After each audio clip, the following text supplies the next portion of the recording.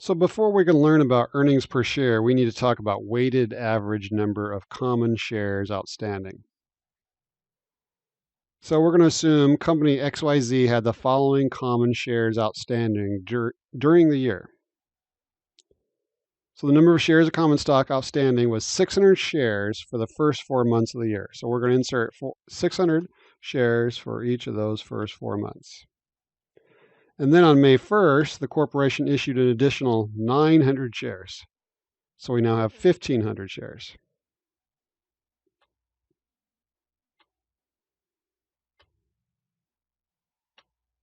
And then on October 1st, the company issued an additional 500 shares.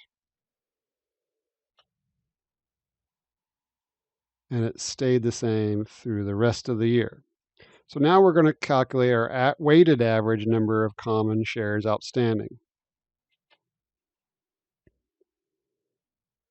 To do so, we're going to add all the months together, all the shares. So we get 15,900 total common shares, and we're going to divide that by 12 months to get the weighted average. So our weighted average is 1,325 average shares during the year. So now let's talk about earnings per share. Earnings per share of common stock, or simply earnings per share, EPS, is perhaps the most widely quoted of all financial statistics. EPS is the only ratio that must appear on the face of the income statement. EPS is the amount of earnings or net income earned for each share of the company's outstanding common stock.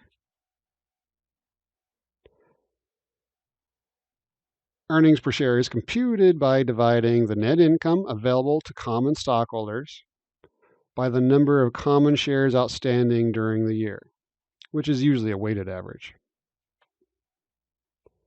Preferred dividends are subtracted from the numerator because common shareholders do not receive preferred dividends.